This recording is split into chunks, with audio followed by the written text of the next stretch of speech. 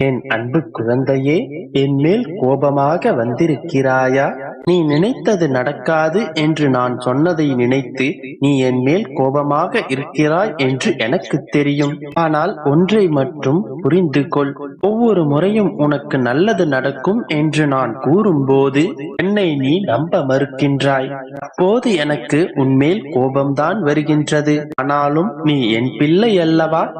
அதனால்தான் நீ என்னை அலட்சியப்படுத்தி சென்றாலும் கூட உன்னை தேடி நானே வருகிறேன். மகளே, நீ நினைத்தது நடக்காது என்று நான் கூறியது உன்னை காயப்படுத்துவதற்காக அல்ல. நான் கூறியதின் அர்த்தத்தை புரிந்து கொள். ஒவ்வொரு முறையும் ஒரு விஷயத்தை ஆசைப்படுகிறாய், அதை நிறைவேற்றி தர சொல்லி என்னிடம் வேண்டுதலையும் வைக்கின்றாய். ஆனால் அது நடக்கும் என்ற நம்பிக்கையே உனக்கு இல்லை. இது நடக்குமா? இது எனக்கு கிடைக்குமா? என் வேண்டுதல் நிறைவேறுமா என்று ஒரு சந்தேகத்துடனே என்னிடம் பிரார்த்தனை செய்கின்றாய். ஒன்றை புரிந்து கொள். நீ என்ன நினைக்கிறாயோ அதுவே உனக்கு நடக்கும். நீ நினைத்தது உனக்கு கிடைக்கும் என்று முதலில் நீ நம்பு. உன்னுடைய நம்பிக்கையே நீ வேண்டியதை உனக்கு நிறைவேற்றி கொடுக்கும். ஒரு முறை நடக்காது என்ற வார்த்தையை நான் சொன்னதும் உனக்கு அத்தனை கோபம் வருகின்றதே. ஒவ்வொரு முறையும் என் பிள்ளை எதிர்மறையான எண்ணங்களுடனும் சந்தேகங்களுடனும் குழப்பங்களுடனும் என்னிடம் பிரார்த்தனை செய்யும் போது ஒரு தந்தையாக சிறு வருத்தம் உன்மேல் எனக்கு இருக்கத்தான் செய்கின்றது. நான் ஒவ்வொரு முறையும் மகிழ்ச்சியாக இரு என்று கூறும் போதும் நீ உனக்கான மகிழ்ச்சியை தேடிக்கொண்டிருக்கின்றாய். எனக்கு இதுவரை எந்த மகிழ்ச்சியும் கிடைக்கவில்லை, எனக்கு இதுவரை எந்த விதமான மகிழ்ச்சியான நிகழ்வுகளும் என் வாழ்வில் நடக்கவில்லை, நான் எவ்வாறு மகிழ்ச்சியாக இருப்பது அப்பா என்று கேட்கின்றாய். என் தங்கமே, ஒரு மனிதனை மகிழ்ச்சியாக மாற்றுவது செல்வமோ பொருளோ அல்லது வேண்டுதல் நிறைவேறுவதோ அல்ல. போதும் என்ற எண்ணமும் எது வந்தாலும் ஏற்றுக்கொள்ளும் மனப்பக்குவமும் தான் ஒரு மனிதனை மகிழ்ச்சியாக மாற்றுகின்றது. போதும் நாம் விரும்புவது அனைத்தும் நடந்து விட்டால்தான் மகிழ்ச்சியாக இருக்க முடியும் என்று நினைத்து விட்டால் இவ்வுலகத்தில் எந்த மனிதனும் மகிழ்ச்சியாக இருக்க முடியாது. இந்த இறைவனாலும் கூட இது முடியாது. புரிந்து கொண்டாயா? இதன் பிறகு ஒவ்வொரு நொடியும் எதை பற்றியும் சிந்திக்காமல் மகிழ்ச்சியாக இருக்க முயற்சி செய். நீ நினைத்தது நடக்கும் என்று முதலில் நீ நம்பத் தொடங்கு. நிச்சயம் நடக்கும். இப்போதும் என் மேல் கோபமாக இருக்கின்றாயா? என் அன்பு குழந்தையே, என்னுடைய திருவிளையாடலில் இதுவும் ஒன்று. அதை முதலில் நீ புரிந்து கொள். என் அன்பின் பிரியமே, உன் பிரார்த்தனைகளும் வேண்டுதல்களும் கண்ணுக்கு தெரியாத விஷயங்களாக இருந்தாலும், நடக்கவே நடக்காது என்று சொல்லும் எந்த விஷயமாக இருந்தாலும் அது அனைத்தும் நடக்கப் போகிறது. வெகு நாட்களாக நடக்காமல் இருக்கும் அனைத்து விஷயங்களையும் நான் உனக்கு இப்போது நடத்தி காட்டப் போகிறேன். இன்று உனது குழப்பங்கள் தெளிவடையப் போகிறது. நீ எதற்காக கவலைப்பட்டு கொண்டிருக்கிறாயோ அது விரைவில் நடக்கப் போகிறது.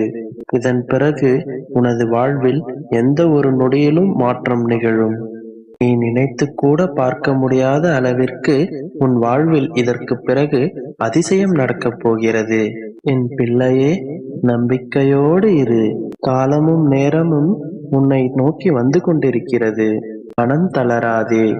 உன் அப்பா நான் இருக்கிறேன். ஏதோ ஒரு அன்பிற்காகவும் ஆதரவிற்காகவும் உன் மனம் ஏங்கிக் கொண்டிருக்கிறது. கவலைப்படாதே, அனைத்தும் விரைவில் நடக்கப் போகிறது. சூரியனின் ஒளியைப் போல நீ பிரகாசமாக இருக்கத்தான் நான் உன்னை வழிநடத்தி சென்று கொண்டிருக்கிறேன். முட்டாள்களிடத்தில் வாக்குவாதம் செய்வதை விட முட்டாள்களிடத்தில் நான் தான் முட்டாள் என்று சொல்லிவிட்டு அமைதியாக செல்வது சாலச் சிறந்தது. எப்பொழுதும் புலம்பிக் கொண்டே இருக்காதே என் மகளே. எனக்கு என்ன கவலை என்று சொல்லிப்பார். உன் மனதிற்குள் தைரியம் ஆர்ப்பரிக்கும். என் தங்கமே, உனது பலம் எதுவென்று தெரிந்து கொள்ள வேண்டுமா? எந்த ஒரு செயலாக இருந்தாலும் தனியாக செய்ய கற்றுக்கொள். தோற்றுவிட மாட்டாய். நீ கீழே விழுந்து விடுவாய் என்று அனைவரும் எதிர்பார்க்கும் நேரத்தில் நீ தைரியமாக எழுந்து நில். அப்போதுதான் உன் எதிரிகள் கண்ணில் ஒரு பயம் தெரியும். அதுதான் உன்னுடைய முதல் பெரிய வெற்றி. உன் வாழ்க்கையில் நீ முன்னேற வேண்டும் என்றால் நீதான் முயற்சி செய்ய வேண்டும். நீ உன் வாழ்க்கையில் மிகப்பெரிய இடத்திற்கு வர வேண்டுமானால் உன் பெற்றோர்களை சந்தோஷமாக வைத்துக்கொள். இவை மட்டுமே உனது வாழ்க்கையில் மிகப்பெரிய வெற்றிகளை ஈட்டிக் கொடுக்கும். என் மகளே, உனக்கு உன் அப்பாவின் ஆசீர்வாதங்கள் என்றென்றும் உண்டு. அப்பா சொல்வதை கேட்டு நடந்து கொள். எப்பொழுதும் தனியாக இருப்பதாக உணராதே. உனக்காக உன் அப்பா எப்பொழுதும் உன்னுடனே இருப்பேன். நீ முயற்சி செய்தால் மட்டுமே என்னுடைய உறுதுணை உனக்கு முழுவதும் கிடைக்கும். நீ முயற்சி செய்யாமல் அமைதியாக இருந்தால் நான் எவ்வளவுதான் தனியாக முயன்று உனக்கு அருளை கொடுப்பது? ஆகையால் இன்றே சென்று முயற்சி செய். என் அன்பின் பிரியமே, எப்போதும் மன உறுதியுடன் தைரியமாக இருக்கும் குழந்தை நீ. ஆனால் இப்பொழுது நீ மெல்ல மெல்ல தளர்ந்து விட்டாய். உனக்கு உன் எதிர்காலத்தில் மேல் இருக்கும் நம்பிக்கை மெல்ல மெல்ல குறைந்து விட்டது. சுற்றி இருப்பவர்களை பார்த்தால் எரிச்சலும் கோபமும் வருகிறது. கர்மா என்றும் எடுத்துக்கொள்ள முடியவில்லை, விதி என்றும் விலகிப் போகவும் முடியவில்லை. இப்படிப்பட்ட பரிதவிப்பிலேயே ஒவ்வொரு நாளும் கடந்து செல்கிறாயா என் தங்கமே? யாருமே இல்லை என்று தனியாக அமர்ந்து விட்டாய். என் கண்மணியே, உன்னை தேற்றுவதற்காகவும் உனக்கு உறுதுணையுடன் இருக்கவே உன் அப்பா உன்னை தேடி வந்திருக்கிறேன். நீ தனிமையில் அமர்ந்து உன்னுடைய பிரச்சனைகளை நினைத்து மௌனமாக இருந்து கொண்டிருக்கிறாய். அப்பொழுதெல்லாம் உன் அப்பா உன்னுடன் தான் இருக்கிறேன் என்பதையே மறந்து விட்டாய். உன்னுடைய பதட்டத்தாலும் பயத்தாலும் உன்னுடைய அப்பா நான் இருக்கிறேன் என்பதே உன்னால் உணர முடியவில்லை. என் குரல் உனது செவிகளில் விழுவதில்லை. அது மட்டும் அல்ல, அவ்வப்போது என் குழந்தையை நான் சந்தித்துக் கொண்டுதான் இருக்கிறேன். சூட்சமமாக சில வழிமுறைகளை உனது பிரச்சனைகளுக்கு தீர்க்க கொடுத்து கொண்டுதான் இருக்கிறேன். ஆனால் உன் மனம் களங்கம் என்கிற மாய வலையில் சிக்கிக் கொண்டுள்ளது. அதனால் எனது குரல்களை உன் மனதால் கேட்க முடியவில்லை. அலைபாயும் மனதை கொண்டுள்ளதால் உன்னால் என்னை உணர முடியவில்லை. இன்று கூட நான் உன்னை சந்தித்தேன். நீ என்னை தரிசித்தாய், ஆனால் உணர்ந்து கொள்ளவில்லை. என் பிள்ளைகளாகிய நீங்கள் என்னை அப்பா என்று அழைத்தாலே மறுகணமே நான் உங்களை தேடி வருவேன். எவன் ஒருவன் என்னை முழுமனதோடு அழைக்கிறானோ அடுத்த மறுகணமே நான் அவன் முன்னே தோன்றுவேன்.